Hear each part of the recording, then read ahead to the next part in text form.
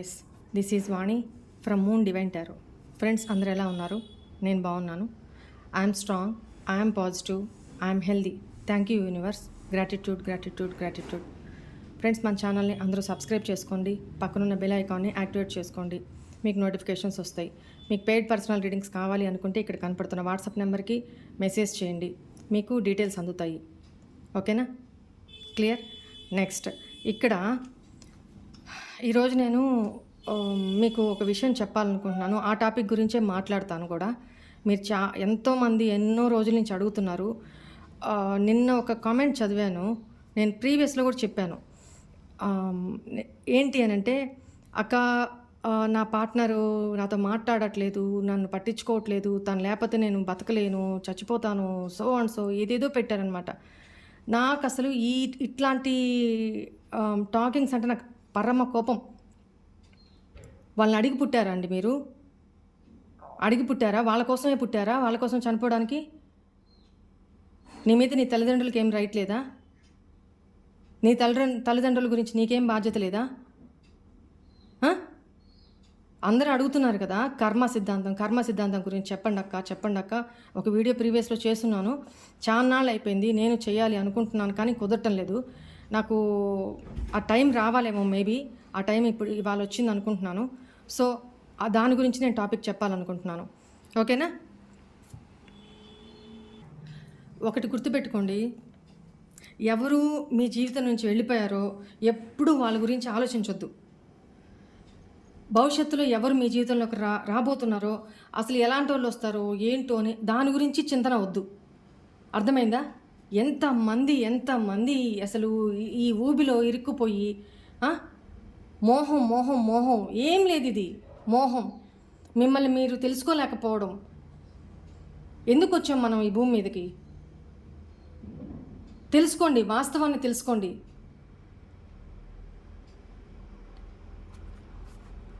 ఎంతసేపు పార్ట్నరు, జీవితం అయిపోయిందా? అంతటితో అయిపోయిందా జీవితం?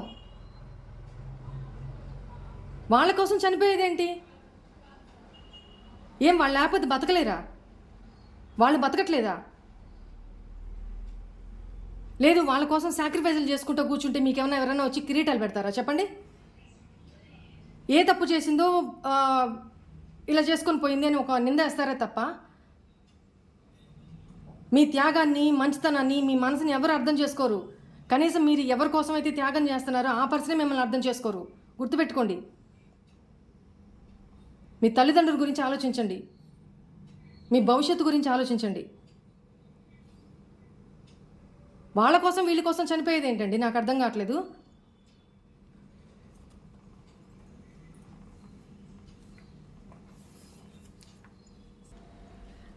నువ్వు కావాలనుకున్నా నీ జీవితాన్ని నువ్వు మార్చుకోలేవు. అంటే జరిగిపోయిన దాన్ని నువ్వు మార్చలేవు. పాస్ట్ ఈజ్ పాస్ట్, వదిలేయండి. ఫ్యూచర్ ఏంటో దాని గురించి చింతన పడి, దాని గురించి ఆలోచించి అది ఆలోచనే. ఉన్న ప్రస్తుతాన్ని కోల్పోతున్నారు. భగవద్గీతలో ఒక అధ్యాయంలో చెప్తారు, ఒక పర్వంలో శ్రీకృష్ణుడు అర్జునుడికి చెప్తాడనమాట. అశోచ నన్మ శోచస్త్వం ప్రజ్ఞా వాదాస్య భాషతే గతాసూన అగతా శోచ్వ నాను శోచంతి పండితాహ. అంటే అర్జున, నువ్వు పెద్ద పండితుల్లాగా మాట్లాడుతున్నావు. నువ్వు కావాలనుకున్నా నీ జీవితాన్ని నువ్వు కంట్రోల్ చేసుకోలేవు. ఏది జరగాలి అని రాసుంటే అది జరిగి తీరుతుంది. ఏది నీ లైఫ్లో ఉండకూడదు అనుకుంటే అది నీ లైఫ్లో ఉండదు. మరి ఎందుకు నా జీవితంలోకి ఇలా వస్తున్నారు, ఇలా పోతున్నారు బాధ పెట్టి అనంటే, అది ప్రారబ్ధ కర్మ. పూర్వజన్మ మీరు చేసుకున్న కర్మనే ఈ జన్మలో ఎవరు ఏ టైంలో మీ జీవితంలోకి రావాలో, ఎంత గట్టిగా మీతో అటాచ్ అవ్వాలో అయితేనే కదా వాళ్ళు కొట్టే దెబ్బ అంత గట్టిగా తగులుతుంది. అంత గట్టిగా తగిలినప్పుడు ఆ కర్మ అంత గట్టిగా మీరు పడే బాధనే కర్మ. అర్థమవుతుందా? ఆ కర్మ మీరు ఎంత బలంగా వాళ్ళ మీద ప్రేమ ఉంటే అంత బలంగా దెబ్బ తగులుతుంది. ఇప్పుడు ఎంత బలంగా ఒక బాల్ని తీసుకుపోయి గోడకు కొట్టండి, అది అంతే బలంగా తిరిగి రివర్స్ వస్తుంది. అవునా? సో ఎవరి మీద కూడా అంత ప్రేమ పెంచుకోకండి. ఎవరి మీదైనా సరే మనం ఎలా వచ్చామో అలాగే పోతాం. బట్ ఏంటంటే పోయేటప్పుడు ప్రీవియస్ జన్మలో మనం చేసుకున్న కర్మలన్నింటినీ రిజాల్వ్ చేసుకొని సంచిత కర్మ పుణ్యాన్ని, సంచిత కర్మ అంటే అది పాపమా, ఈ జన్మలో మనం ఏం చేసుకుంటే దాన్ని మోసుకొని పోతాం. ప్రారబ్ధ కర్మ అంటే పోయిన జన్మలో ఏం చేసుకొని వచ్చామో, ఏం తెచ్చుకున్నామో కర్మల్ని, ఆ కర్మల్ని ఈ జన్మలో అనుభవిస్తాం.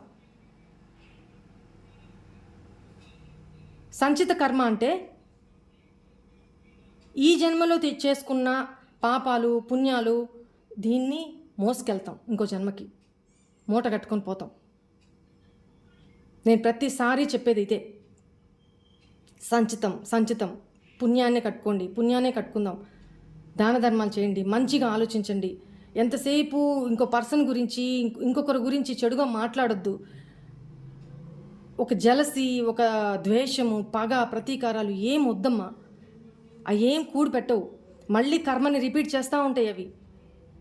తను వచ్చారు, మీ లైఫ్లోకి వచ్చారు, బాధ పెట్టారు, రైట్, కరెక్టే. అది మీరు ఒకప్పుడు చేసుకొచ్చుకున్న కర్మనే అనుభవించారు. ఓకే, ఇంత బాధపడుతున్నారంటే నేనేదో కర్మ చేసుకొని ఉన్నాను కాబట్టి బాధపడుతున్నా. సో మళ్ళీ మీరు ఆ పర్సన్ని పగలు, ప్రతీకారాలు, శాపాలు పెట్టి మీ ఎనర్జీని అక్కడ ఖర్చు పెట్టేసి అతని శాపం కోసం ఏదైతే పెట్టారో మళ్ళీ దానికోసం మళ్ళీ మీరు కూడా జన్మెత్తాలి. ఆ జన్మలో కూడా మీకు రిపీట్ అవుతుంది. అవసరమా? So past is past, leave it. అర్థమైందా? అప్పుడు శ్రీకృష్ణుడు అర్జున్తో చెప్తాడనమాట, అస్సలు జరగదు అనుకున్నవాన్ని నువ్వు ఆపలేవు, ఇది జరుగుతుంది అనుకున్న దాన్ని నువ్వు ఆపలేవు. అసలు నీ దుఃఖానికి కారణం పాస్ట్ని పట్టుకునే కూర్చోవడం. నాకు ఇలా అయింది, ఇలా చేశారు, దాన్ని పట్టుకొని కూర్చుంటారు. ఆలోచించి అదొక దుఃఖం. నెక్స్ట్ ఫ్యూచర్ ఏంటి? అమ్మో నాకు ఫ్యూచర్ అంటే భయం వేస్తుంది, నాకు అంతా చీకటి కనిపిస్తుంది, నాకేం దారి కనిపించట్లా, భయం. ఇప్పుడున్న ఈ ప్రస్తుతాన్ని, ఈ వర్తమానాన్ని కోల్పోతున్నావు. ఇటు పాస్ట్ ఆలోచనలు, ఇటు ఫ్యూచర్ ఆలోచనలు. ప్రస్తుతాన్ని, వర్తమానాన్ని నువ్వు ఆనందంగా జీవించలేకపోతున్నావు. ఏది నీ చేతుల్లో లేదమ్మా. ఉన్న వర్తమానం తప్ప నీ చేతుల్లో ఏమీ లేదు. అర్థమైందా? వీటన్నిటి గురించి ఆలోచిస్తా ఈ వర్తమానాన్ని వృధా చేసుకోవద్దు. సమయం పోతే తిరిగి రాదు. ఓకేనా? ఇంకొకటి చెప్తాను, సమయం పోతే తిరిగి రాదు అనే దానికి ఒక ఎగ్జాంపుల్ చెప్తాను మీకు. ఒక గురువు శిష్యులు ఉన్నారనమాట. వాళ్ళల్లో శిష్యుడు ఎంతసేపు గురువుగారు ఏ రోజులు వేస్తున్నా ఆ రోజు ఇస్తుంటే అతను రేపు చేస్తా గురువుగారు, రేపు అంటూ దాన్ని పోస్ట్పోన్ చేస్తూ వస్తున్నాడు. సరే, అప్పుడు గురువుగారు ఏం చెప్పారంటే, ఇతనికి కాలం విలువ తెలియట్లేదు, ఇతనికి సమయం విలువ తెలియట్లేదు. సో గురువుగారు ఏం చెప్పారంటే, అయ్యా శిష్యుడా, నీకు ఒక పారస్ అనే ఒక రాయిని ఇస్తున్నా. ఆ రాయి ఏంటి? దానికి ఏదో ఒక రాయికి ఒక పేరు పెట్టారు గురువుగారు. ఒక రాయిని ఇస్తున్నా. ఈ రాయి ఏంటంటే, నువ్వు ఏ లోహంతో అయితే దీన్ని టచ్ చేస్తావో ఆ లోహం అంతా బంగారంగా మారిపోతుంది. ఓకేనా? నెల రోజులు మాత్రం నీ దగ్గర ఉంచడానికి నేను అనుమతిస్తున్నా, ఆ తర్వాత నాది నేను తీసుకెళ్ళిపోతా అని గురువుగారు చెప్తారు. ఆహా, భలే గురువుగారు, నా మీద మీకు ఎంత ప్రేమ, నన్ను అనుగ్రహించారు మీరు చెప్పినట్టే చేస్తాను, ఓకే, అసలు సంతోషం, అది ఇది అని చెప్పేసి అని ఆ రాయి తీసుకుంటాడు. తీసుకొని ఇంకా పక్క రోజు నుంచి లెక్క స్టార్ట్ 1 మంత్కి. ఆ రోజు నుంచి పక్క రోజు పొద్దునే వెళ్ళిపోతాడు. షాప్కి వెళ్ళిపోయి ఒక ఇనప వస్తువులు కొనుక్కోవడానికి వెళ్తాడనమాట. లోహం వస్తువులు కొనుక్కోవడానికి షాప్కి వెళ్తే అక్కడ షాపు అసలు నిన్నటిదాకా తక్కువ రేటే ఉన్నింది, ఈరోజే రేటు పెరిగింది, చాలా రేటు పెరిగిపోయింది అని చెప్పేస్తాను అంటాడు. అయ్యో అవునా, సరే ఎప్పటికి తగ్గుతుంది, మళ్ళీ నేను రేపు వచ్చి కనుక్కుంటా అని చెప్పేసి తగ్గినప్పుడే తీసుకుంటా, నాకు ఇంత రేట్లో అయితే వద్దు, నేను పెట్టుకోలేను, ఇంత రేట్లో అయితే నాకు వద్దు, నేను ఎక్కువ తీసుకోవాలనుకుంటున్నాను అని చెప్తాడు శిష్యుడు. సరే వెళ్తాడు. పక్క రోజు మళ్ళీ షాప్కి రాడు, 4 రోజులకు వస్తాడు. వెయిట్ చేసి 4 రోజులకి మళ్ళీ షాప్కి వెళ్తాడు. అప్పటికంటే ఇంకా రేటు పెరిగేసి ఉంటుంది. ఇంకా రేట్ పెరుగుంటుంది. అయ్యో! ఎలాగా ఇప్పుడు అసలు పోనీ అక్కడన్నా ఆ రేట్ కన్నా తీసుకోవాల్సింది పాస్ట్‌లో 4 రోజుల క్రితం వచ్చినప్పుడు అనుకుంటాడు. సరే ఎళ్ళిపోయి ఇప్పట్లో తగ్గేటట్లేదు, కనీసం వారం పట్టేటట్టుంది అండి షాప్‌కి ఎప్పుడు చెప్తాడు. సరే వెళ్ళిపోయి వారం రోజులకి వస్తాడు. వారం 10 రోజులకొస్తాడు. మళ్ళీ సేమ్ అంతే ఉంటది రేటు. రేపు కొనుక్కుంటా అని చెప్పి దాన్ని పోస్ట్‌పోన్ చేసుకుంటూ తగ్గాక కొనుక్కుంటా అని చెప్పి పోస్ట్‌పోన్ చేసుకుంటూ వెళ్ళిపోతా ఉంటాడు. రోజులు గడిచిపోతా ఉంటాయి. కొంచెం బుద్ధి పెట్టి ఎంతో కొంత ముందంతు తీసుకొని పోతే అసలంటూ బంగారంగా మార్చుకునే శక్తి నీకు గురువుగారు ఇచ్చినప్పుడు, దాన్ని టచ్ చేస్తేనే బంగారం అయిపోతున్నప్పుడు అది ఎంత కాస్ట్ పెట్టి తీసుకుంటే ఏంటి? ఆ విజ్ఞత, ఆ బుద్ధి శిష్యుడికి లేకుండా పోయిందనమాట. ఆలోచించలా. ఎంతసేపు ఇనుము మీదే ధ్యాసుంది కానీ, లోహాల మీద ధ్యాసుంది కానీ, అసలు వజ్రం తన చేతిలో ఉంది. ఎలాంటి వస్తువునైనా నేను బంగారంగా మార్చుకోగలను. పెట్టిన దానికంటే ఎన్నో వేల రెట్లు నేను పొందగలను. అయినా ఆ విజ్ఞత లేకుండా అలా సాచాడు చేసుకుంటూ అసలు నెల రోజులు టైం అనే మాటనే మర్చిపోయాడు అతను. మర్చిపోయి వెయిట్ చేస్తూ ఉన్నాడు. ఒకానొక రోజు పొద్దున్నే గురువుగారు వచ్చి, అయ్యా శిష్యుడా, నీకు నేను పారస్ రాయినిచ్చాను, నువ్వు ఇప్పటిదాకా ఎంత బంగారం పోగేశావు అని అడుగుతాడు. అయ్యో గురువుగారు, నేను పోగేయడం ఏంటి, ఇట్లా లోహాల రేట్లు ఇంత బీభత్సంగా పెరిగిపోయినాయి, తగ్గాక కొనుక్కుందాంలే అని చెప్పేసి ఆగాను, మీరు అప్పుడే వచ్చారేంటి అని అడుగుతాడు. నేను అప్పుడే వచ్చేది ఏంటయ్యా, నీకు 30 రోజులు టైం ఇచ్చా, నెల రోజులు టైం ఇచ్చా, నెల రోజులకి కరెక్ట్గా అయిపోయింది, రాత్రికి క్లోజ్, ఇవాళ నెల దాటిపోయిన రోజు కాబట్టి నేను వచ్చాను, నా రాయి నాకు ఇవ్వు. నో నేను ఇవ్వను గురువుగారు, అదెట్లా కుదురుతుంది, నేను ఇంత కూడా బంగారం పోగు చేసుకోలేదు, ఎట్లా నేను ఇవ్వను అంటే గురువుగారు ఒప్పుకోరనమాట. నువ్వు ఇవ్వను అన్నా ఇస్తాను అన్నా నీ దగ్గర ఈ క్షణం నుంచి ఆ రాయి నీ దగ్గర ఉన్నా ఉపయోగం లేదు. ఎందుకంటే దాని పవర్స్ అని నేను లాగేసుకుంటున్నా. No use. అది ఇప్పుడు రాయి మాత్రమే నీ దగ్గర. ఉంచుకుంటావా, ఉంచుకో, ఓకే, రేపటి నుంచి క్లాసులకు రా నువ్వు అని చెప్పేసి వెళ్ళిపోతాడు. అప్పుడు ఆలోచించి పశ్చాత్తపడి పక్క రోజు శిష్యుడు క్లాస్కి వెళ్తాడు.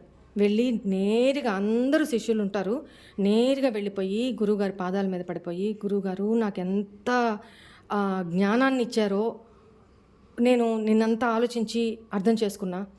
కరెక్టే, కోల్పోయిన సమయాన్ని, అంటే ఆ పారస్ రాయి ఏంటి, మీరు చేసుకునే పాప కర్మలు, పుణ్యం పాళ్ళు ఎక్కువ చేసుకొని ఉంటే, అంటే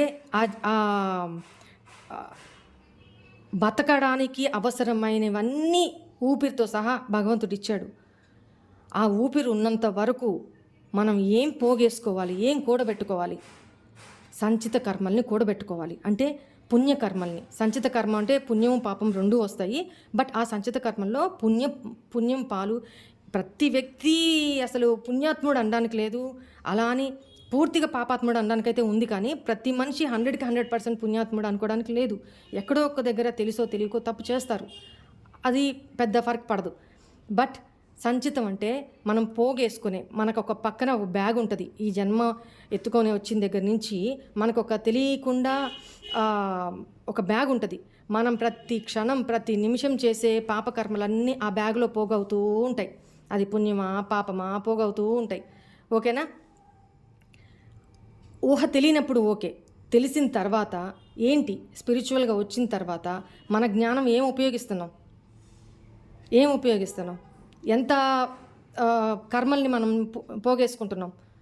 వన్స్ ఆ నెల రోజులు ఎలా గురువుగారు ఇచ్చిన టైం ఎలా అయిపోయిందో అలా ఒకానొక రోజు మనం కూడా వెళ్ళిపోవాల్సిన వాళ్ళమే.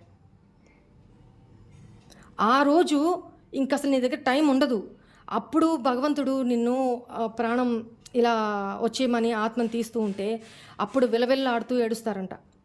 అరే నేనేం పోగు చేసుకోలేకపోయానే, ఇన్ని సంవత్సరాల జీవితాన్ని ఇచ్చాడు భగవంతుడు, ఒక్క పుణ్యకార్యం చేయలేకపోయానే, ఒకరికి మంచినీళ్ళు ఇవ్వలేకపోయానే, ఒకరికి సహాయం చేయలేకపోయానే, ఇంత పుణ్యకర్మని పోగు చేసుకోలేకపోయానే అని విలవిల్లాడుతూ ఏడుస్తారంట. అప్పుడు ఏది మన చేతుల్లో ఉండదు. ఓకేనా? నాకు చాలా ఎమోషనల్గా ఉంది.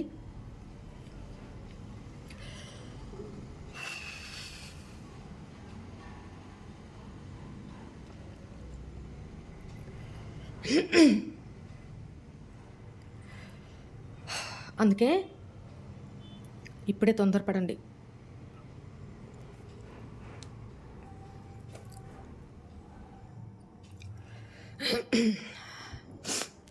ఇప్పుడే తొందరపడండి. అర్థమైందా? చెప్తూ ఉంటేనే నేను కొంచెం ఎమోషనల్ అయిపోయాను. ఓకే.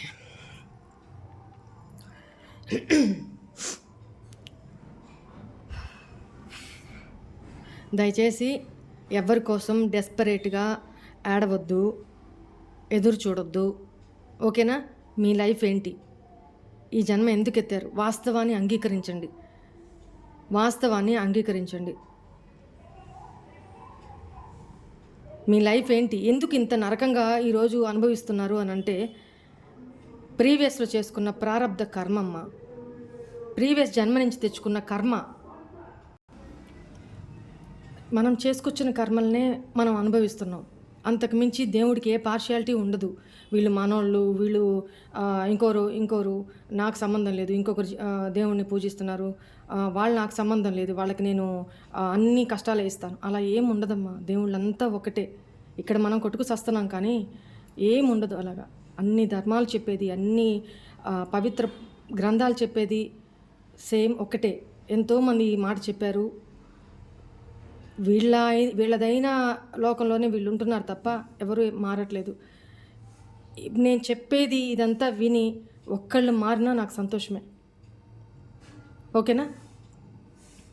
ఇంకోటి ఏంటంటే, నా పార్ట్నర్ నన్ను వదిలేసి వెళ్ళిపోయాడు, నా వాళ్ళు తను లేకపోతే నేను బతకలేను, ఇంకోటి అసలు ఎందుకు నాకు వద్దు అనుకుంటున్నా, తను ఎందుకు నాకు ఇంకా కనెక్ట్ అవుతున్నారు, ఇంకా తన మీద నేను ప్రేమ పెంచేసుకుంటున్నాను, నాకు తెలియకుండానే కనెక్ట్ అయిపోతున్నాను, దేనికి, ఆలోచన నుంచి బయటకు రాలేకపోతున్నాను దేనికి అంటే చాలామందికి క్వశ్చన్ వచ్చి ఉంటుంది. దేనికి అంటే మీ కర్మ, ప్రారబ్ధ కర్మ, మీరు తెచ్చుకున్న కర్మనే. పాస్ట్లో, పోయిన జన్మలో మీరు ఈ పర్సన్కి ఏదైతే చేశారో,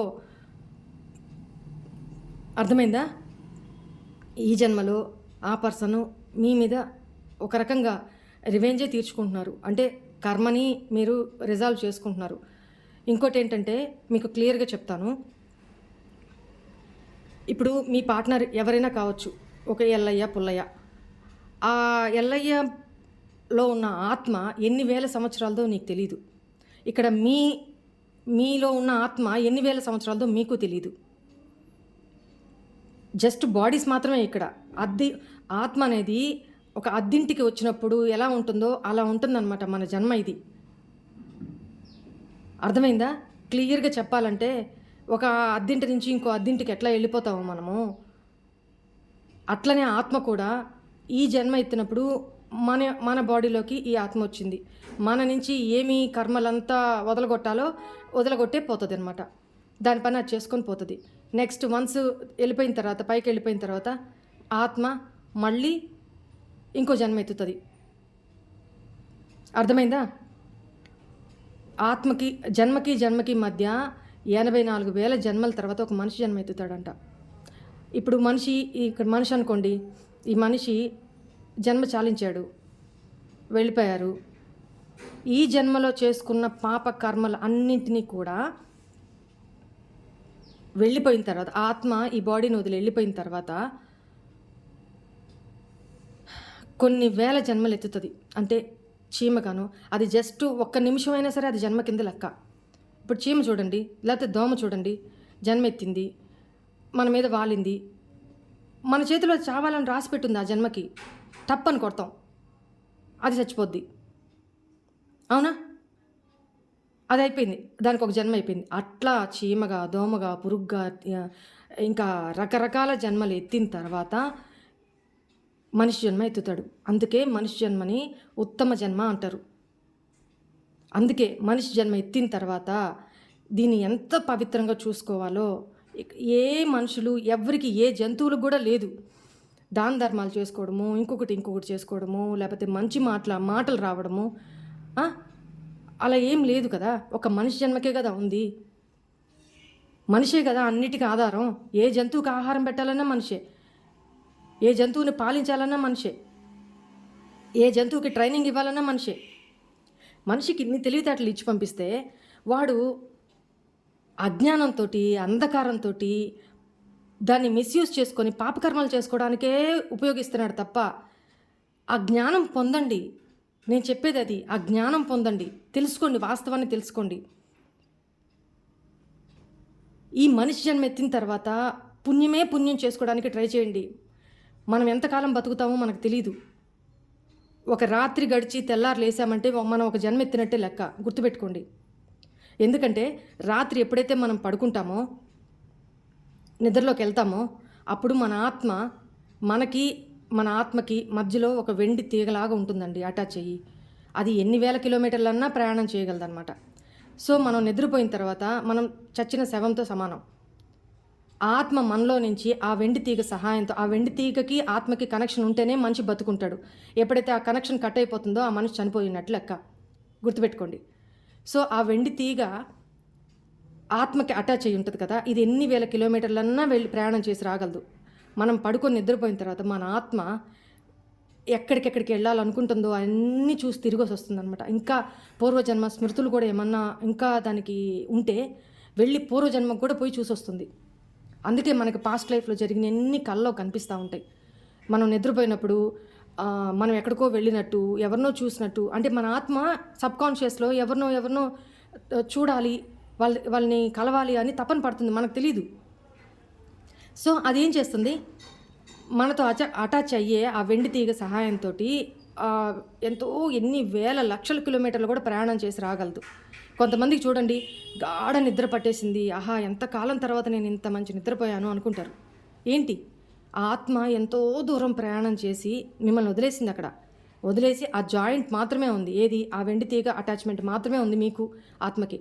ఆ వెండి తీగ సహాయంతో చాలా వేల కిలోమీటర్లు, లక్షల కిలోమీటర్లు వెళ్ళి ప్రయాణం చేసి తనకి సంబంధించిన స్మృతులన్నీ చూసుకొని అలా రౌండ్ వేసి గబక్కన వచ్చి, అంటే ఏ టైంకి తెల్లవారిపోతుంది ఆ టైంకి వచ్చేయాలి దానికి తెలుసు కదా, నేరుగా వచ్చి ఫ్రాక్షన్ ఆఫ్ మినిట్స్లో వచ్చేసి మీతో కనెక్ట్ అయిపోతుంది అనమాట.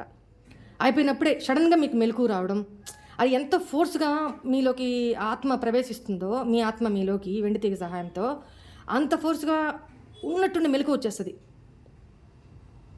గమనించండి, మీరు ఎప్పుడన్నా కంగారు పడిపోయి లేచేస్తారు ఒక్కోసారి. అంటే ఆత్మ వచ్చిన ఫోర్స్ అనమాట అది. మనం ఏదైనా మేనిఫెస్ట్ చేయాలనుకున్నా కూడా నిద్ర లేస్తానే ఒక నిద్ర లేచిన 10 నిమిషాలు మన కాన్షియస్ మైండ్కి సబ్ కాన్షియస్ మైండ్ ఓపెన్ అయి ఉంటుంది. మిగతా టైంలో ఈ సబ్ కాన్షియస్ మైండ్కి ఈ కాన్షియస్ మైండ్ అడ్డంగా ఉంటుంది. మనం ఏదన్నా మేనిఫెస్ట్ చేయాలన్నా దీన్ని దాటుకొని చాలా కష్టంగా వెళ్ళాలి, ఎంతో ప్రాక్టీస్ చేయాలి.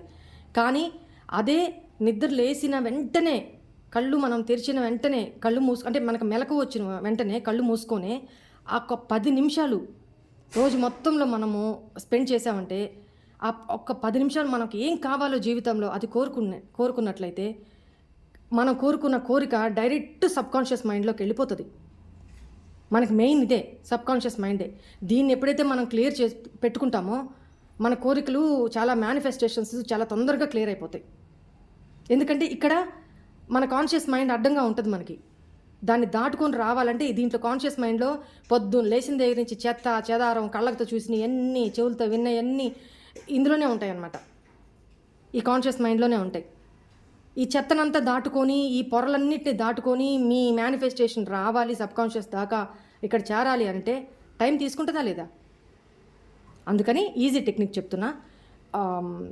మార్నింగ్ లేవగానే ఫస్ట్ 10 నిమిషాలు కళ్ళు తెరవకుండా మీకేం కావాలి దాన్ని విజువలైజేషన్ చేసుకోండి, మేనిఫెస్ట్ చేసుకోండి. అది డైరెక్ట్ మీ కోరిక అనేది సబ్కాన్షియస్ మైండ్కి చేరుతుంది. సో ఆటోమేటిక్గా తొందరగా నెరవేరుతాయి అన్నమాట. ఓకే, క్లియరా? నెక్స్ట్ టాపిక్ డైవర్ట్ అయింది, వద్దాము. ఏం చెప్తున్నాను,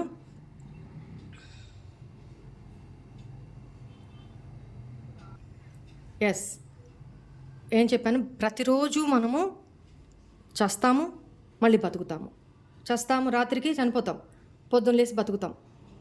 ఇది వాస్తవం అండి. మీరు కొంతమంది తెలియని వాళ్ళు నవ్వుకోవచ్చు, నో ప్రాబ్లం, నేను పట్టించుకోను. ఇది వాస్తవం, తెలుసుకోండి. ఇది మీ దాకా చేరుతుంది అని అంటే మీరు ఎంత పుణ్యాత్మలో, మీరు ఒక మంచి పాత్రలో ఉన్నారు అని అర్థం. ఇది అందరికీ చేరదు, కొంతమందికి బోర్ కొట్టేస్తుంది, వినడానికి ఇష్టపడరు. ఎందుకంటే కర్మ బ్యాగేజ్ అంత ఉంది వాళ్ళకి. ఇంకా వాళ్ళు మోయాల్సినవి, పడాల్సినవి చాలా ఉన్నాయి కాబట్టి వాళ్ళకి ఇవన్నీ ఎక్కవు అనమాట. ఓకేనా? వాళ్ళు మనం లీవ్ చేస్తాం. Okay, leave it. నెక్స్ట్, ఎప్పుడైతే మనది శాశ్వతమైంది కాదు, ఇప్పుడు ఈ రాత్రికి చనిపోయాము, రేపటికి బతుకుతామా లేదో కూడా తెలియదు, నిద్రలోనే పోవచ్చు. అవునా? అందుకనే ఏ రోజు ఆ రోజే పని చేసేసుకోండి, ఏ రోజు ఆ రోజే. అందుకే నిద్ర లేవగానే నాకు మళ్ళీ ఇంకొక జన్మ ఇచ్చినందుకు యూనివర్స్ మీకు కృతజ్ఞతలు అని దండం పెట్టుకోవాలి పొద్దున్నే. అర్థమవుతుందా?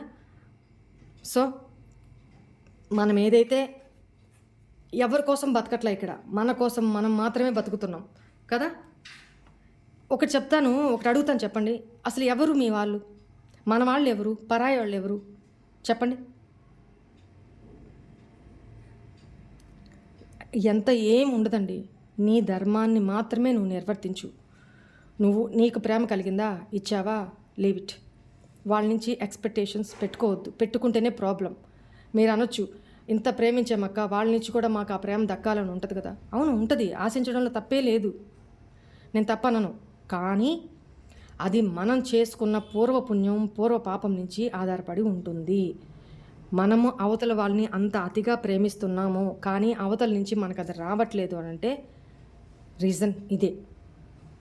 వచ్చినంతవరకే తీసుకోండి. బాధ పెడుతున్నారా, పడండి, వాళ్ళ కర్మ వాళ్ళు అనుభవిస్తారు, అది వాళ్ళ సంబంధించిన ప్రాబ్లం. మనం కరెక్ట్గానే ఉన్నాం కదా, రైట్? అందుకని ఎవ్వరూ ఏడవద్దు, దయచేసి ఏడవద్దు. మీరు బాధపడితే నాకు బాధ కలుగుతుంది. నాకు తెలియకుండానే అసలు మీకు ఇంత చెప్తున్నాను, మోహం వద్దు, మోహం వద్దు అని. ఎగ్జాంపుల్ చెప్తా. నేను నా సబ్స్క్రైబర్స్, వ్యూవర్స్ అనగానే వాళ్ళకి ఏదో చేయాలి, నేను ఏదో చేయాలి, వాళ్ళని ఒక మంచి దారిలోకి తేవాలి, ఒక పాజిటివ్ వేలో నడిపించాలి. రేపు వాళ్ళ జీవితం, ఒక్కరి జీవితం బాగుపడినా చాలు నాకు. వాళ్ళు హ్యాపీగా ఉన్నారా, అది నాకు బ్లెస్సింగే. భగవంతుడు నన్ను ఈ పాత్రలోకి ఎందుకు పంపించారో అది నేను సార్థకం చేసుకోవాలి. నా లైఫ్ పర్పస్ ఇది. ఎంతమంది జీవితాలు నా వల్ల బాగుపడాలని రాసున్నాయో నాకే తెలియదు. ఒక్కరి జీవితం బాగుపడినా ఐఎమ్ బ్లెస్డ్ అని ఫీల్ అవుతా. ఓకేనా? ఇంకోటి ఏంటంటే,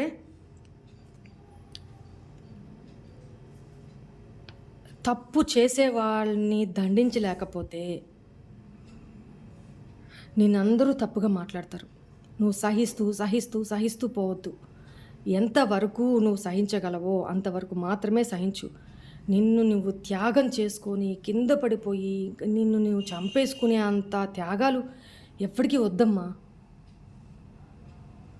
నువ్వు భరిస్తున్నావు కదా అని ఇంకా నిన్ను తొక్కేసి నలిపేసి చిత్రవద చేసి నరకం పెడుతుంటే మానసికంగా అంత పడాల్సిన అవసరం లేదు. Leave it, leave it. నీ ధర్మం ఎంతవరకు ఉందో అంతవరకు నిర్వర్తించు.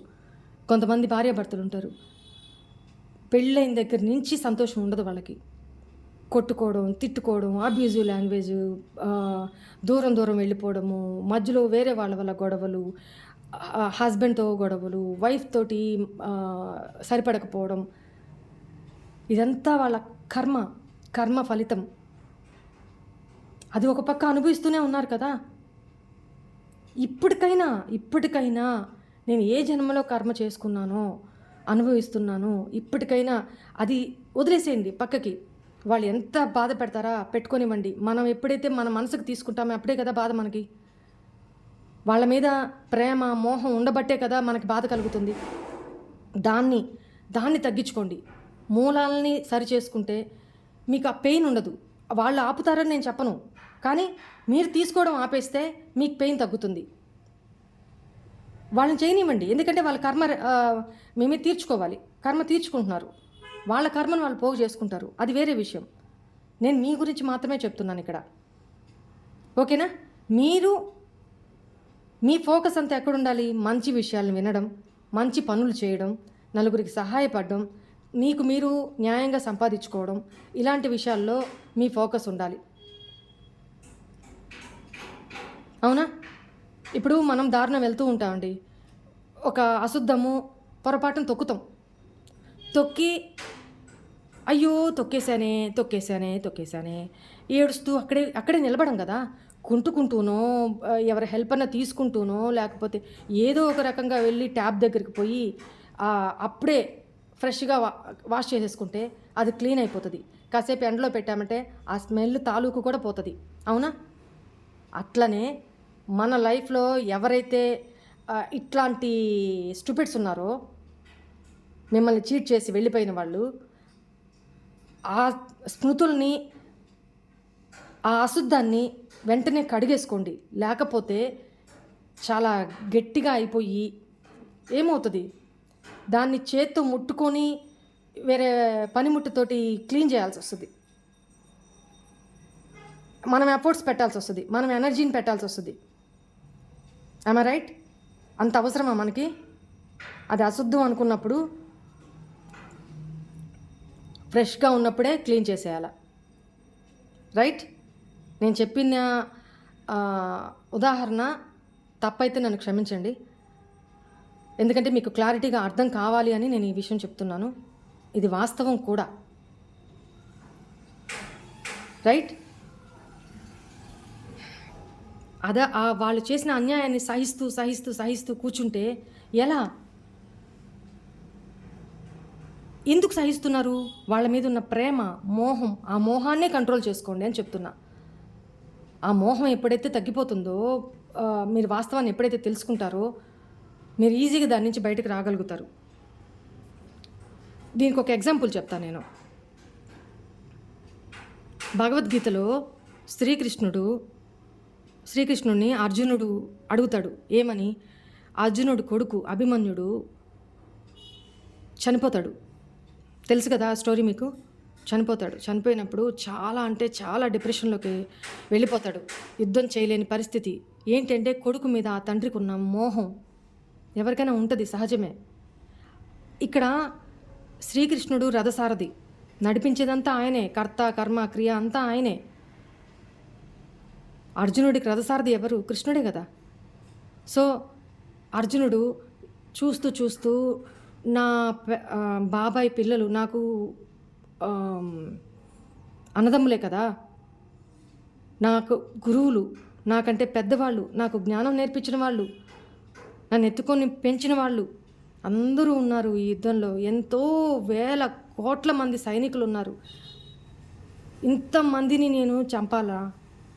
ఇంతమంది యుద్ధంలో ఎంతమంది పోతారు? నా వల్ల కాదు, నేను ఈ పని చేయలేను అని అర్జునుడు ఏడుస్తాడు. అదే టైంలో అభిమన్యుడు చనిపోతాడు. ఇంకా డిప్రెషన్ ఎక్కువైపోతుంది. అప్పుడు ఇంకా నా కొడుకు లేకుండా నేను బతకలేను, నేను చేయలేను, నా వల్ల కాదు అని మోకాల మీద వంగిపోతాడు. నేను చేయలేను అని ఇంకా సరెండర్ అయిపోతాడు అనమాట. అప్పుడు శ్రీకృష్ణుడు ఏం చేస్తాడు?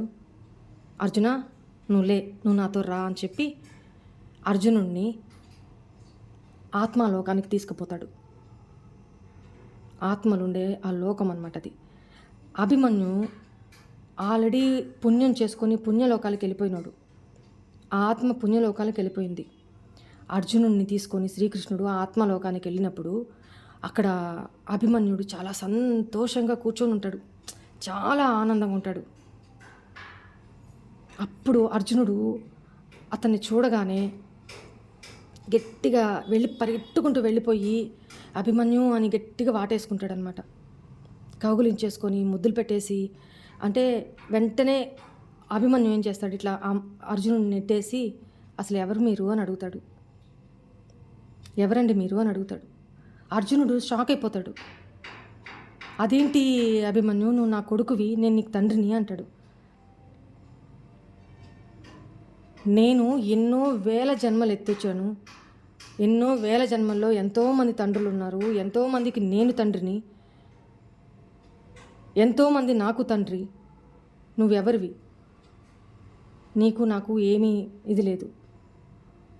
అక్కడ ఉన్నంత వరకే నువ్వు నాకు తండ్రివి. ఇక్కడికి వచ్చిన తర్వాత నువ్వెవరో నేనెవరో నాకెవ్వరూ లేదు. నేను స్వతంత్ర జీవిని, ఆత్మని, అంతే. నెక్స్ట్ మినిట్ ఇంకో జన్మ తీసుకుంటే ఆ జన్మలో నా తండ్రి ఎవరో నా తల్లి ఎవరో నాకే తెలీదు. లేదా నేనే ఎవరికైనా తండ్రిని అవుతానో తల్లిని అవుతానో నాకే తెలీదు అని చెప్పేటప్పటికీ అతనికి, అర్జునుడికి కింద భూమి కంపించినట్టు అయిపోయి, అంటే వాస్తవం తెలుసుకున్నాడు అనమాట. ఏది మనది కాదు, ఈ భూలోకంలో ఏది మనది కాదు. ఈ మోహము మాయ మనిషిని ఇలా కప్పు ఉంచేస్తుంది. దాన్ని తెరిచి చూసినప్పుడే, వాస్తవాన్ని చూడగలిగినప్పుడే, ఆ వాస్తవాన్ని చూడడానికి కూడా అందరికీ అర్హత ఉండదమ్మా, గుర్తుపెట్టుకోండి. ఇప్పుడు నా ఈ వీడియో ఎవరైతే చూస్తున్నారో వాళ్ళకి అర్హత ఉంది అని అర్థం. మీరు స్పిరిచువల్ పాత్రలో ఉన్నారు, సరైన పాత్రలో ఉన్నారు, పాజిటివ్ పాత్రలో ఉన్నారు అని అర్థం. పుణ్యం పాలు ఎక్కువ ఉందని అర్థం. కాబట్టే ఇప్పుడు మీ పర్సన్, మీ పార్ట్నరు ఇలా మీతో బిహేవ్ చేసి ఉండకపోతే, మీ మనసు అంతా గాయపడి ఉండకపోతే, మీరు ఆల్ ఆఫ్ సడన్ నేను ఛానల్ పెట్టడం ఏంటి, మీరు నాకు కనెక్ట్ అవ్వడం ఏంటి, మీరందరూ నా మాటలు మంచిగా విని పాజిటివ్గా మారడం ఏంటి, ఆలోచించండి. అసలు నేనంటూ మీకు దొరికేదన్నా? మీ లైఫ్ బిందాస్గా వెళ్ళిపోతూ ఉంటే మీ పార్ట్నర్తో నేనంటూ మీకు దొరికేదన్నా? అవునా కదా?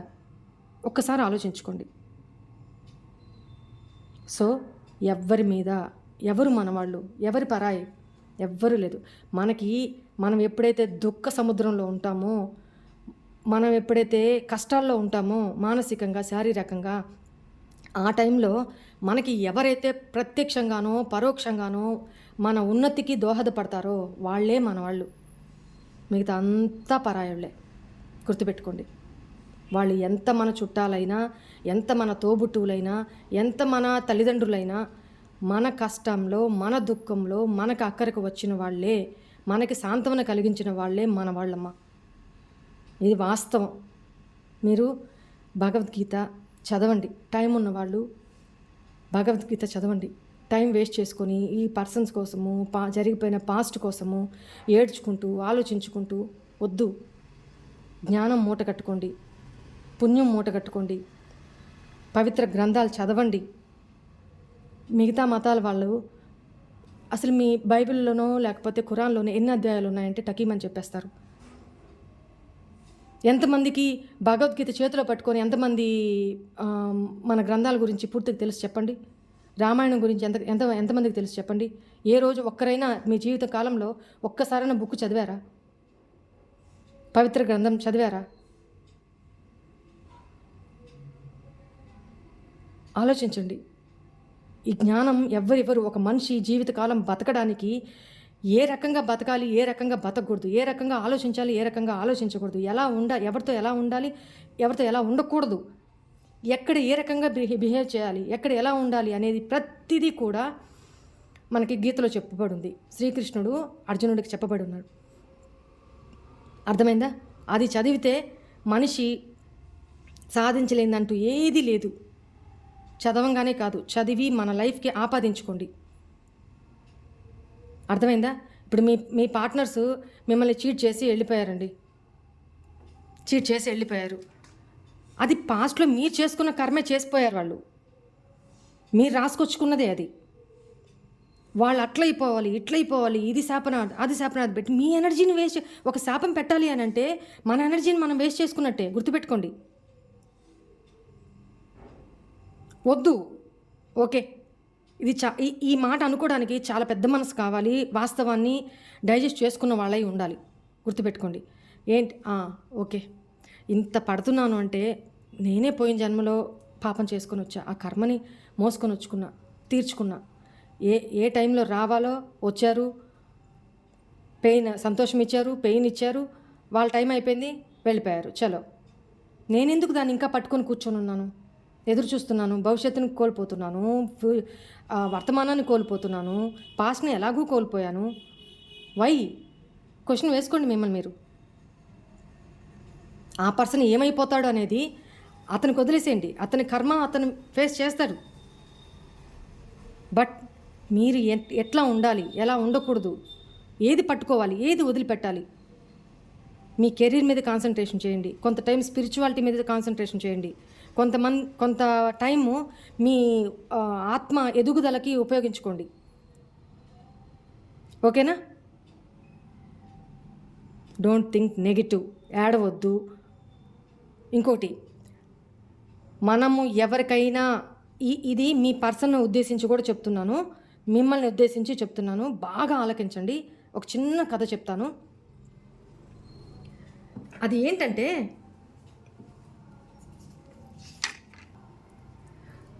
ఒక ఇంట్లో, అంటే మీరు ఎక్కడ ఉంటున్నారో మీ ఇంట్లోనే అనుకుందాం. మీ ఇంట్లోనే ఒక ఆమె ప్రతిరోజు అయ్యో నాలాంటి వాళ్ళ మాటలు విని, అరే నేను ప్రతిరోజు పుణ్యం సంపాదించుకోవాలి, ఎంతో కొంత ఇంతైనా సరే పుణ్యం సంపాదించుకోవాలి, ఎందుకంటే నేను ఏ నిమిషం పోతానో నాకే తెలీదు. సో పోయినంత వరకు ఇంత కాకపోయినా ఇంతైనా సరే నేను పుణ్యం సంపాదించుకుంటే నాకు హ్యాపీ కదా దేవుడిచ్చిన జన్మకి అని ఫీల్ అయ్యి ప్రతిరోజు 2 ఇడ్లీ వాళ్ళ ఇంటి గోడ మీద పెట్టేదంట.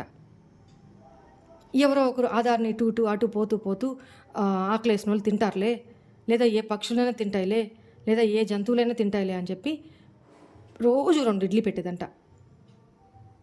అలా పెడుతూ ఉన్నప్పుడు ప్రతిరోజు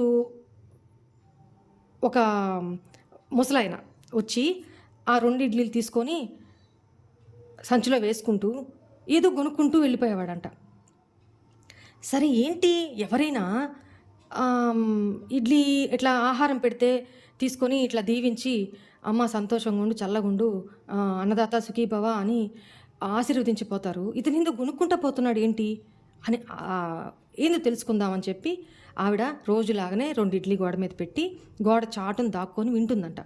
ఆ ముసలాయన వచ్చి 2 ఇడ్లీ తీసుకొని సంచిలో వేసుకుంటూ ఏమంటాడు, నువ్వు చేసిన పాపం నీ దగ్గరే ఉంటుంది, నువ్వు చేసిన పుణ్యం వచ్చి నిన్నే చేరుతుంది అనుకుంటూ కొనుక్కుంటూ పోతున్నాడు. చాలా కోపం వచ్చింది ఆమెకి. ఏంటి ఇది, నేను రోజు ఇతనికి ఆహారం పెట్టడం ఏంటి, అతను నన్ను పాపం పుణ్యం అని చెప్పి ఈ మాటలు అనడం ఏంటి, ఆశీర్వదించకపోతే పోయారు, ఈ మాటలేంటి అని చాలా కోపం. ఆ కోపం రోజు తను నేను వినడం పొరపాట అని 2 ఇడ్లీ పెట్టేది, ఆ గోడ చాటు దాక్కొని వినేది. ప్రతిరోజు అదే మాట అనుకొని అతను ఇడ్లీ తీసుకొని పోయేవాడు. అసలు కోపం నశాలాలకు అంటేసింది ఆవిడకి. ఒకరు ఇంకా అసలు తట్టుకోలేక, అతన్ని అడగలేక ముసలాయన ఏం అడుగుతుంది, అందుకని ఒకానొక రోజు ఏం చేసింది, ఆ 2 ఇడ్లీల మీద పాయిజన్ విషం వేసేసి ఆ గోడ మీద ఇడ్లీలు పెట్టింది. ఈ ముసలాడు ఇదైపోవాలి, ఇడ్లీలు తిని నా దగ్గర తిని నన్నే ఇది చేస్తారు. మనిషి చూడండి, మనిషి మనస్తత్వం చూడండి, ఒక సెకండ్ ఎలా మారిపోయిందో చూడండి. సరే పెట్టింది, ఇంట్లోకి వెళ్ళేటప్పటికి తన అంతరాత్మే తనని గద్దిస్తూ ఉంటుంది అనమాట. తప్పు చేస్తున్నావు, నువ్వు ఏ పుణ్యం కోసం అయితే రోజు ఆ ఇడ్లీ అక్కడ పెడుతున్నావో ఏం ఉపయోగం, ఈ ఒక్కదాంతో మొత్తం తుడిచిపెట్టుకొని పోతుంది అని తన అంతరాత్మ గద్దించేటప్పటికి గబగబా మళ్ళీ పరిగెట్టుకొని వచ్చి ఆ 2 ఇడ్లీ తీసేసి దూరంగా ఎక్కడ పడేస్తుంది అనమాట. పడేసి మళ్ళీ ఫ్రెష్గా 2 ఇడ్లీ తీసుకొచ్చి అక్కడ పెడుతుంది. అప్పుడే ముసలాయన వస్తాడు. మళ్ళీ ఆ ఇడ్లీలు తీసుకొని తను అట్లనే కొనుక్కుంటూ అనేసి వెళ్ళిపోతాడు. కోపం వచ్చినా కంట్రోల్ చేసుకుంటుంది ఆవిడ. కంట్రోల్ చేసుకొని ఇంట్లోకి వెళ్ళి తన పని తను చేసుకుంటూ ఉంటుంది. సాయంత్రం అవుతుంది. సాయంత్రం అయ్యేటట్టుకి ఎప్పటి నుంచో ఇల్లు వదిలిపెట్టేసి నా కాళ్ళ మీద నేను నిలబడతాను, నేను ఉద్యోగం సంపాదించుకుంటాను, మీది నాకు అవసరం లేదు, అది ఇది అని చెప్పి ఇల్లు వదిలి పారిపోయిన ఒక్కగానొక్క కొడుకు తిరిగి వస్తాడనమాట. అది చూసి అసలు ఆమె సంతోషానికి అసలు అంతు లేదు, అలా ఉంటుందన్నమాట. కాకపోతే ఆ అబ్బాయి ముఖం నలతగా ఉంటుంది. ఏంటి నాయనా, ఎందుకు ఇట్లా ఉన్నావు నువ్వు, అది ఇది అంటే, ఎక్కడికి వెళ్ళిపోయావు, ఎట్లా వచ్చావు, ఏంటి ముఖమంతా పీకిపోయింది, అట్లా ఎందుకు అడిపోయావు అని అంటే, అప్పుడు చెప్తాడు అతను, అమ్మ నేను ఇంట్లో అలిగిపోయింది వాస్తవమే, ఏదో సాధిద్దామని వెళ్ళిపోయాను, చాలా దూరం పోయిన తర్వాత నాకు కళ్ళు తిరిగిపోయినాయి, నేను ఎంతోమందిని ఆహారం పెట్టమని అడిగాను, ఎవరూ పెట్టలేదు, సరే నేను సంపాదించుకోవాలని కానీ అప్పటికి నేను తినక ఎన్నో రోజులైంది. శ్వాస వచ్చి కళ్ళు తిరిగి పడిపోయాను. ఎవరో అమ్మ ఒక ముసలాయన 2 ఇడ్లీ నాకు ఇట్లా తినిపించి మంచినీళ్ళు తాగిపించాడమ్మా. మళ్ళీ లేచి చూసేసరికి ఆయన లేడమ్మా. నేను నాకేదో కొత్త శక్తి వచ్చినట్టు అయిపోయింది నాకు ఆ ఇడ్లీ తిని. ఆ శక్తితోనే నేను మళ్ళీ ఇంకా ఇంటికి వెళ్ళిపోదామని చెప్పి ఇంటి దాకా తిరిగి వచ్చేసానమ్మా అని చెప్తాడు. ఆవిడ ఒళ్ళంతా తడిసిపోయి ముద్ద తడిసిపోయి భయంతో అట్ట కుప్పకూలిపోతుంది అనమాట. ఎందుకు చెప్పండి? ఎందుకు చెప్పండి? అదే ఆవిడ ఈ ఇడ్లీ పెట్టక ముందు విషం పూసి 2 ఇడ్లీ పెట్టింది కదా, తన మనసు మార్చుకొని ఆ ఇడ్లీ తీసి ఉండకపోతే ఆ విషం పూసిన ఇడ్లీలు ఎవరికి చేరుండేవి? తనకు కొడుక్కే చేరుండేవి కదా. ఎక్కడో ఉన్నాడు, తన కొడుక్కే చేరుండేవి. అవి తిని ఏమైపోయి ఉండేవాడు? ఇంటికి వచ్చేవాడా?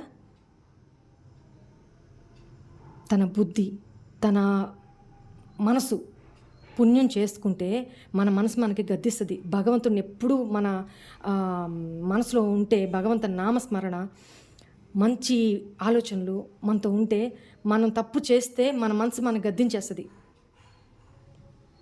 అర్థమైందా? అవి తీసి ఆ విషం పూసిన ఇడ్లీలు తీసి మంచి ఇడ్లీలు పెట్టబట్టి అవి వెళ్ళి తన వాళ్ళకే చేరినాయి. అవునా? అందుకనే ఆ ముసలాయన ఏం చెప్తూ ఉండేవాడు రోజు, నువ్వు చేసిన పాపం నీ దగ్గరే ఉంటుంది, నువ్వు చేసిన పుణ్యం వచ్చి నిన్నే చేరుతుంది. మనం చేసిన పుణ్యం ఎటు తిరిగి మన దగ్గరికే వచ్చి చేరుతుంది. అట్లనే మన పాపం కూడా అంతే కదా. మనం చేసిన పాపం తిరిగి వచ్చి మనకే చేరుతుంది. అట్టనే మీ పర్సన్ మీ విషయంలో పాపం చేశాడని మీకు అనిపిస్తే వదిలేయండి. తిరిగి ఆ పాపం వెళ్ళి తనకే చేరుతుంది.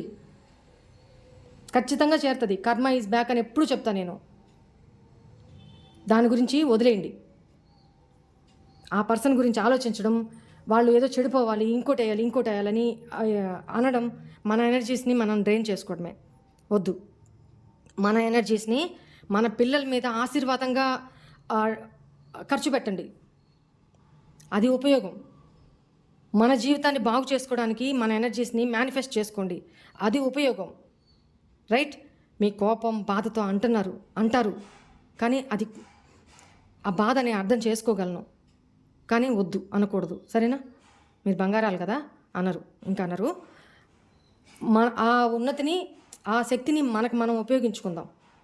ఓకేనా? రైట్. ఈ నా వీడియో మీకు ఏమన్నా బోర్ కొట్టించుంటే ఐఎమ్ సారీ. అండ్ మీకు మనసుకి హత్తుకొని ఉంటే, మీరు ఏమైనా కొంచెం మీలో మార్పు అనేది అనిపించుంటే, మీ మనసుకి అక్క కరెక్టే చెప్పింది అనుకొని ఉంటే నాకు కమెంట్స్లో పెట్టండి. మీ ఒపీనియన్స్ నాకు కమెంట్స్లో పెట్టండి. కర్మ సిద్ధాంతం ఇలా పనిచేస్తుంది. ఓకేనా? సంచితం ప్రారంధం ఎలా ఉంటాయి అనేది ఇంకో వీడియోలో చెప్తాను నేను. ఓకేనా? థ్యాంక్ యూ మా. God bless you all. ఓం నమః శివాయ. ఓం సాయిరామ్.